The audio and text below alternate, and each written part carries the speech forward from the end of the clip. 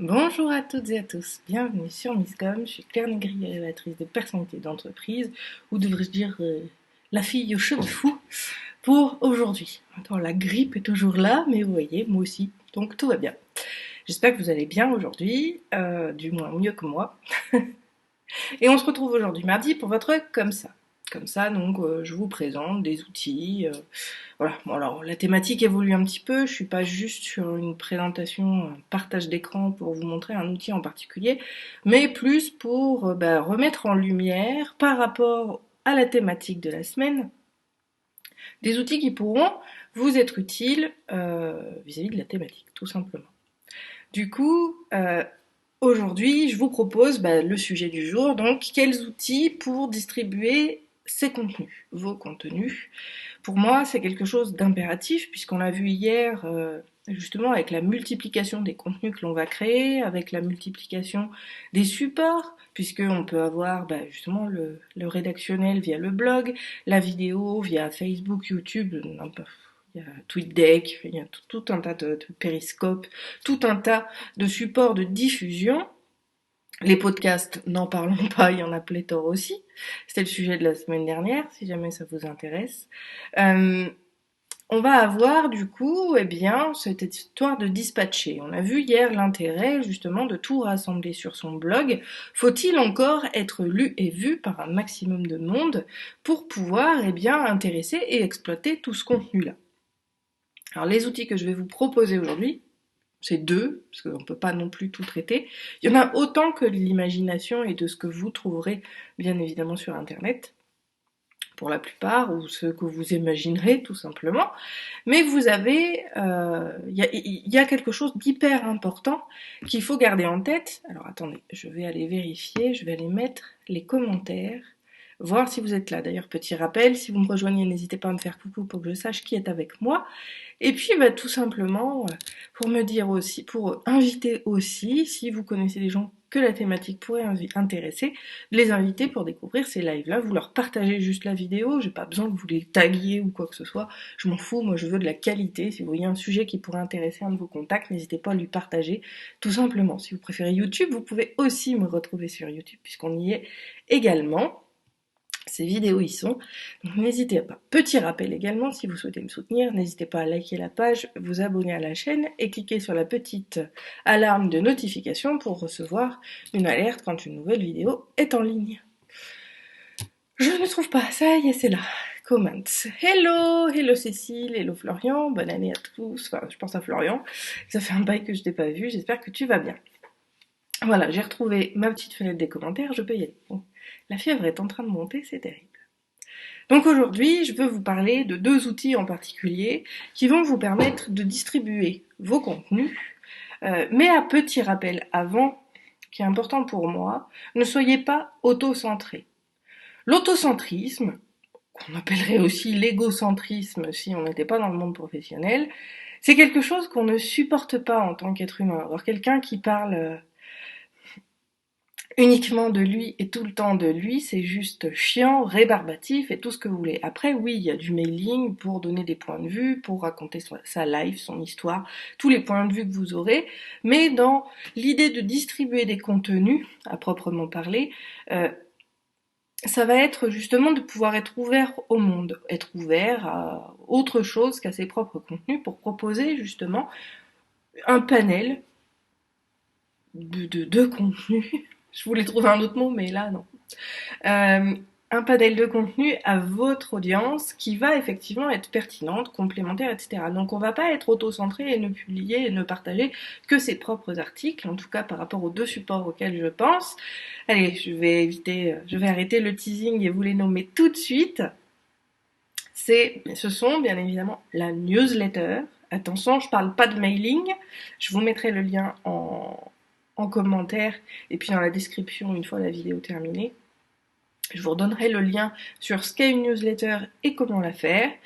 Donc il y a la newsletter qui va être le premier outil de diffusion de ces contenus-là à grande échelle, et un autre que j'adore et que grâce à ma formatrice Sophie, si tu m'entends, si vous voulez avoir une super formatrice number one ou deux de Pinterest en France, n'hésitez pas à la contacter, elle est vraiment géniale. C'est justement donc Pinterest, puisque je viens de le dire, qui va être un outil formidable. Pourquoi ces deux outils? Parce qu'ils vont vous permettre de toucher des populations qui ne seront encore une fois pas forcément tous des followers des supports que vous utilisez, des supports de diffusion, j'entends, que vous utilisez. Comme on a vu hier, ça peut être la vidéo sur Facebook, d'autres sur réseaux sociaux, sur YouTube, le blog pour les articles de blog, donc là c'est directement sur votre site. Vous pourriez également avoir des posts sur justement les réseaux sociaux. Voilà, on va avoir les podcasts, etc., etc. Une multitude de contenus qui vont se dispatcher de partout. Certes, on va pouvoir les recenser sur son blog, mais on va aussi pouvoir communiquer. Donc, vous voyez, hier, on a tout recentré, un peu sous le format de l'entonnoir. On a plein de supports de diffusion différents pour vos contenus. On va les rassembler sur un lieu, un unique et même lieu, et en même temps, l'effet inverse d'aujourd'hui, on va réouvrir vers justement une communauté qui ne vous suit pas forcément. Alors après, tout est une question de connaître bien évidemment votre cible, c'est-à-dire votre audience, vos clients, vos prospects, vos leads, peu importe. C'est vous qui verrez comment construire la chose. Soit vous partagez directement depuis la source, c'est-à-dire depuis YouTube, vous allez dans votre newsletter, mettons, vous allez faire le lien directement sur YouTube, ou vous allez faire le lien directement sur votre post Facebook, ou vous allez faire le lien sur votre article, ou alors utiliser justement la stratégie qu'on a vue hier de tout mettre sur votre blog pour renvoyer les gens sur votre blog. Toutes ces informations, bien évidemment, comme je viens de le dire, mélangées à d'autres informations qui vont, elles, émaner d'autres auteurs.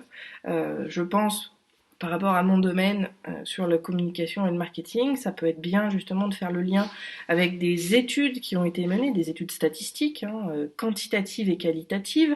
Ça va être bien de pouvoir rajouter, pourquoi pas, des liens vers les tendances et donc vers des... Je cherche le mot, pardonnez-moi. Influenceurs, mais c'est pas le terme. Malgré tout, aujourd'hui, on les trouve sous cette appellation-là, donc je vais garder ça puisque j'ai rien d'autre qui me vient en tête. Vers des influenceurs qui, eux, vont justement donner ces fameuses grandes lignes, qui vont pouvoir vous parler d'un certain nombre de choses. Excusez-moi, je vais me rendre compte que j'avais pas le micro, j'espère que vous m'entendez bien. On va avoir vraiment une vue, il faut vraiment cette vue d'ensemble pour pouvoir profiter, je dirais, de son contenu et également du contenu d'autrui. C'est un petit peu ce qu'on a vu hier. Et je vous remettrai les liens de la vidéo, bien sûr, dans la description et en commentaire. Mais vous allez pouvoir justement bénéficier de la crédibilité de ces supports-là et de ces personnes-là pour justement positionner votre propre contenu. Et ça a quelque chose d'intéressant. Alors pourquoi Pinterest et la newsletter? Encore une fois, je précise, newsletter n'est pas mailing. Newsletter parce que justement ça s'y prête. On a un réel travail en entonnoir puisqu'on va parler de généralité, de beaucoup de choses de marché. On va ensuite parler éventuellement de contenu gratuit qu'on va avoir et ensuite on va parler de soi et peut-être de placement de produits ou autre. Ce que vous voulez, du moment que ça a une hiérarchie et qu'il y a plusieurs thématiques abordées. Et une newsletter, c'est un peu comme un magazine, en fait. Un peu comme un magazine, donc c'est vous, encore une fois, qui réglez la périodicité. Donc ça peut être hebdomadaire, mensuel, bimensuel, bimestriel, trimestriel, peu importe, c'est vous qui voyez. Bon, en sachant que plus vous espacez, moins vous avez de pertinence aux yeux des gens. Donc il vaut mieux quelque chose qui soit régulier et dans une périodicité relativement, alors pas trop courte, on va pas faire tous les jours, l'hebdomadaire c'est peut-être un peu trop, mais le bimensuel me paraît quelque chose aujourd'hui d'opportun, parce qu'on croule sous les demandes, enfin je sais pas vous, mais moi je reçois entre 250 et 500 mails par jour sur mes différentes adresses, et pour arriver à garder de côté, alors j'ai un dossier où je mets tiens à lire plus tard, mais finalement je les lis jamais, donc l'idée c'est aussi de garder cette idée de pratico-pratique. Donc ça c'est par rapport à la newsletter, et pourquoi Pinterest? Parce que Pinterest c'est un réseau social, mais c'est plus que ça, et en même temps, c'est plus trop ça, puisque ça sert aussi de moteur de recherche, ça va servir de plein de choses, à plein de choses différentes. On a donc le principe, c'est d'épingler des idées, d'épingler des sujets. Et donc, autant la newsletter va être à une cible qui vous suit peut-être pas sur les réseaux sociaux, mais qui est abonnée à votre liste de diffusion, donc qui vous connaît déjà et a déjà un intérêt pour vous. Donc l'avantage, c'est de pouvoir ouvrir, lui proposer les contenus qu'il n'aurait pas vus ailleurs, et puis lui ouvrir justement avec le contenu d'autrui. Et en même temps, Pinterest, et ça c'est vraiment génial, Pinterest va vous permettre de toucher une cible, une audience, que vous n'aurez pas ailleurs que sur Pinterest. Parce que l'avantage de Pinterest, c'est qu'on va pouvoir épingler, et moi c'est ce que j'adore justement dans le fait d'être entrepreneur, d'être multipote, d'avoir tout ça, c'est que on va pouvoir parler de tout ce qui nous passionne, même de tout ce qui nous fait chier, si ça vous parle. Vous allez pouvoir partager justement toutes les idées auxquelles vous pouvez avoir envie de partager. J'ai des clientes et des amis qui partagent leurs trucs sur le mariage quand elles vont se marier, sur les bébés quand elles vont se marier. Et en fin de compte, ce sont justement ces contenus-là qui sont en dehors de votre domaine d'expertise qui va permettre à des gens qui ne vous auraient jamais croisé autrement de vous découvrir et d'aller en savoir plus sur vous. Donc pour moi, Pinterest, c'est vraiment un super réseau pour ça au niveau de l'acquisition. Alors que finalement, la newsletter, on est plus sur la fidélisation et le continuum relationnel avec une cible déjà existante. Mais dans l'absolu, ça permet quand même de partager tout un tas de contenus, autant les vôtres que celui des autres, et c'est ce que je vous disais. Après, l'avantage, ça va être qu'on va pouvoir justement rassembler à nouveau. Donc là, on a fait comme ça, et maintenant on referme à nouveau l'entonnoir. Enfin, c'est encore un entonnoir. Alors, entonnoir en bon sens, entonnoir inversé, entonnoir en bon sens. Le fait justement de ramener via ce support vers votre site web, vers vos informations. Je vous rappelle, j'ai une petite vidéo, je vous le mettrai aussi, je vais me le noter parce que sinon je vais oublier, d'utiliser justement un petit outil que je vous ai proposé il n'y a pas si longtemps que ça, qui est le... Excusez-moi, avec la fièvre, j'ai oublié, c'est le spin? Non. Ah, j'ai oublié le terme, excusez-moi. On fait un... Ah, j'ai oublié. Si jamais vous vous rappelez, n'hésitez pas à le mettre en commentaire.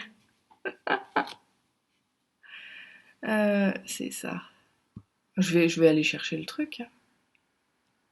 Si ça veut bien marcher, et je vais vous donner son nom. Un snip, voilà, je cherchais le terme. Donc de faire un snip sur les contenus que vous partagez d'autrui, ce qui vous permettra justement de ramener, là encore, l'audience vers votre propre personne, tout en gardant à cœur le partage de contenu de qualité d'autrui. Parce que, encore une fois, et je vous le rappelle, c'est là tout l'intérêt, oui, il faut partager son contenu, mais il ne faut pas être 100% auto-centré sur soi, sinon on a... l'affectif que l'on va créer avec les gens va être moindre par rapport à ce que vous pourriez faire justement en partageant autrui. Vous savez que l'être humain n'aime pas les gens qui parlent que d'eux, c'est quelque chose qui les fatigue. Et si quelqu'un a envie d'en savoir plus sur vous, justement c'est là tout l'intérêt de les renvoyer vers votre site web, c'est qu'il va pouvoir aller naviguer. Et quelqu'un qui voudra avoir des informations sur vous va pouvoir se faire plaisir avec un site qui va être vraiment nourri et qui aura du contenu parce que justement on évitera le taux de rebond et les gens pourront aller et venir sur votre site et vous découvrir un peu plus. Ou vous suivre justement sur les réseaux sociaux. C'est pour ça que tout est interconnecté et il ne faut pas l'oublier. Mais par rapport à aujourd'hui et par rapport à la distribution de vos contenus, vraiment les deux points cruciaux pour moi, c'est la newsletter et non pas le mailing et Pinterest qui vont vraiment être des accélérateurs de partage de contenu. Pour l'un comme pour l'autre, une fois la périodicité déterminée, il faut vraiment avoir de la régularité, de la constance et le faire sur la durée. C'est pas parce que vous envoyez 2 newsletters que ça va matcher, que ça va faire les choses. Je vous le rappelle, par rapport au mailing, et même si la newsletter n'est pas du mailing à proprement parler, ça reste du mail et ça reste une touche sur une boîte mail. Il faut en moyenne 26 envois pour que la personne décide ou non de continuer à vous suivre, de faire appel à vos services ou de considérer que vous êtes un professionnel aguerri dans votre domaine. Tout dépend de l'objectif. On n'est même pas sur des objectifs commerciaux par rapport à ce mailing-là. C'est pour ça que le taux de retour de l'email c'est 0,02% parce que justement on n'est plus dans une démarche promotionnelle, mais bien dans une démarche qualitative de création de liens avec les gens. Et donc, justement, je trouve que la newsletter est beaucoup plus, même s'il y a plus de distance et que c'est une vitrine, tel un magazine, ce qu'on appelle un webzine, hein, c'est des magazines sur le web, tel un webzine, on aura quand même un lien parce qu'on ne vend rien. Donc ça, c'est vraiment quelque chose qui est pour moi très important aussi, c'est de pouvoir proposer des contenus qui vont être pertinents, qui vont s'ajouter les uns aux autres et permettre aux personnes qui découvriraient vos contenus de vous faire confiance. Et puis, je veux dire, c'est pas 0% le taux de conversion commerciale, mais voilà, peut-être que justement grâce à ces contenus-là et à ce lien-là que vous allez perpétrer et continuer, vous tomberez au bon endroit, au bon moment sur le bon sujet et que bien évidemment vous aurez aussi des clients par ce biais-là, mais c'est quelque chose qui se construit sur la durée et qui se fait sur le long terme. C'est une stratégie de communication à long terme, donc il faut le penser au moins à N+3. N+2, N+3, je modère un peu parce que sinon je voudrais pas vous décourager, mais ça fait vraiment partie de ce type de contenu-là qu'il va falloir travailler sur le long terme. Voilà, et si vous voulez en savoir plus, je pourrais vous donner des petits outils si ça vous inspire. Si vous avez des questions, n'hésitez pas à les poser en commentaire. Je vous rappelle le fil de la semaine. Est-ce que vous, justement, vos contenus, vous les dispatchez sur du multicanal, comme moi je peux le faire, puisque j'ai un blog, j'ai les vidéos de Misscom, j'ai le podcast des dessous de Misscom, j'ai certains posts aussi sur la page NCNcom. Est-ce que vous êtes multicanal de distribution et vous aimeriez justement profiter de tout ça? N'hésitez pas à nous le dire en commentaire. Et puis vous pouvez toujours vous abonner à la page et à la chaîne et inviter à faire découvrir mes lives aux personnes qui seraient intéressées par ces sujets-là. Voilà, écoutez, je ne vois pas de questions. Si vous en avez, j'y répondrai en commentaire dès que je les verrai apparaître et que je serai notifiée. Facebook, si tu m'entends, notifie-moi des commentaires, s'il te plaît. Et puis, je vous dis peut-être à jeudi si mon état me le permet. Je vous souhaite un bon appétit et une bonne journée. Ciao!